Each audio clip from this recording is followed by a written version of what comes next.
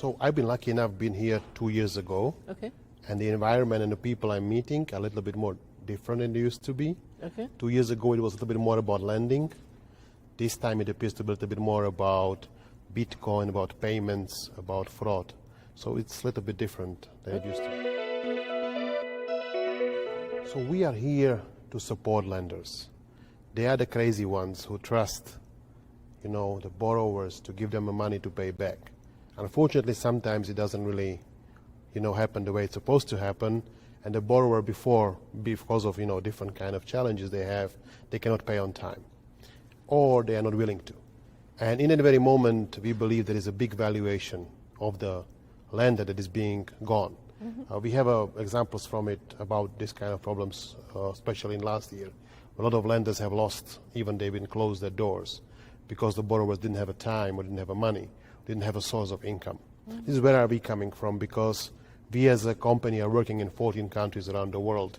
And what happened last year was nothing new in the countries like India, Indonesia, in Kazakhstan, in Europe.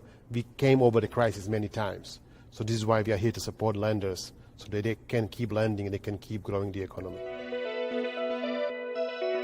Exactly. So for us, the most exciting part is actually the most risky one. So we are fintech, not tech fin. The difference for me is we are financial people that like the risk. We take the risk on our side. We are not advising the borrower or the lender what to do. We are bringing the risk on our side and making sure it's going to perform. This is why we prefer the products that are not being collateralized. There is not a pledge on the product. Whatever, if it is a personal loan, if it is a credit card, if it is unpaid balance on a car, whatever is not being really focused on. We are also buying them. Yes, we are renting. In some stages you have to rent because of the local regulator or the board is not open for the sale, or we are also servicing in a moment it has to be serviced. It had a lot. So we have seen by the largest lenders in the fintech space, and there is a public information, they had 15 to 20% non-performing asset ratio, what is unsustainable of any kind of business in lending. So there was a big pressure on that side. Of course, more established bank and credit unions were in much better position. But the fintech lenders, many of them barely hit, especially the ones focused on restaurants, on hotels, or any kind of services.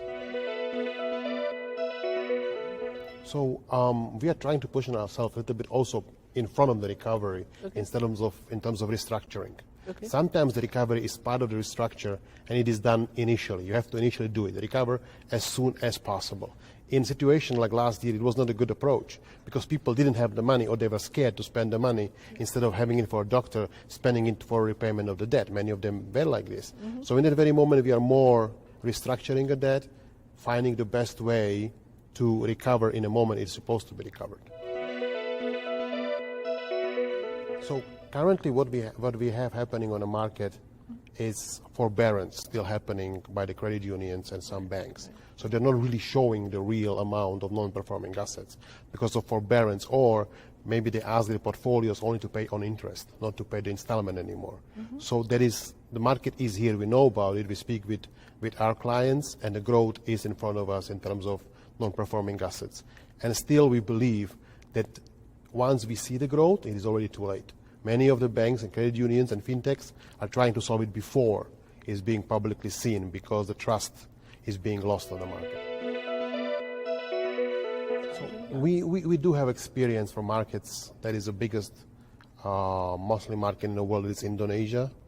We are in Philippines supporting local fintechs, credit unions and banks. We are in China supporting local lenders. We are in India, one of the most exciting markets we have been. We are in Kazakhstan, very challenging because of the currency crisis they used to have there. We are also in Russia, we're actually one of the large players. And then we are in Central Europe, Czechoslovakia, Romania, plus we have now recently opened Mexico and Brazil. For us, the most priority one is the United States. The reason for it, because such a big amount of the valuation in lending had been lost last year. And we believe this valuation will come back to the market. We want to make sure that lenders can keep the valuation, keep good portfolios, keep the performance, and keep lending, keep providing money to the market so people can buy fridges, can buy cars, people can keep living American dream.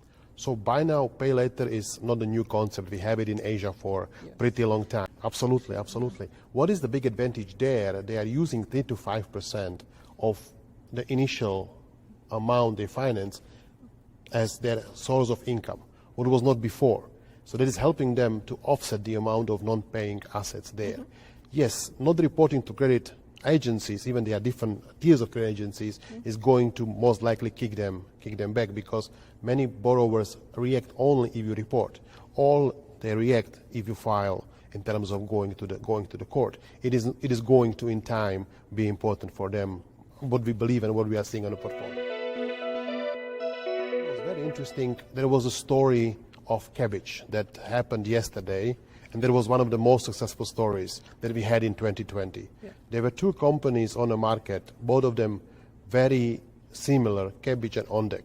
Both of them had a balance sheet of 1.2 to 1.3 billion, and the difference had been, in the end, they've been in the same space. Cabbage understood the opportunity of PPP that happened last year. And a lot of fintech lenders understood that if they can do PPPs, they can improve the book, they can improve the service, get a new client. They have done it. They have, I remember speaking with Rob, for 2 weeks closed the Cabbage just to remake the whole underwriting system so they can offer that to the banks. And I believe it happened in March. In June, Cabbage had been sold for $880 million to American Express.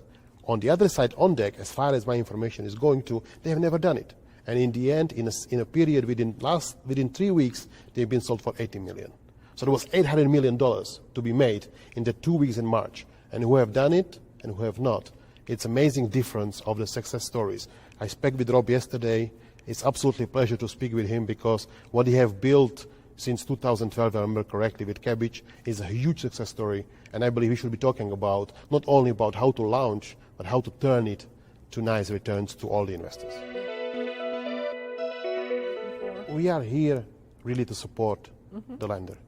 Whatever the vision they have, whatever thing they think is going to be a new thing, if you can reach us and we can at least tell you what is the thing that you can avoid, how to underwrite, how to write the agreements, how to write the contract, how to put in the contract different means or ways of communication, how to maybe put some collection costs if they're going to be post-judgment appearing. That is everything important once you establish the agreement with the borrower. That is where the whole relationship starts. If you can make it right in the beginning, get the information you need, maybe with the credit reporting in the beginning, you are going to decrease the amount of valuation you lose.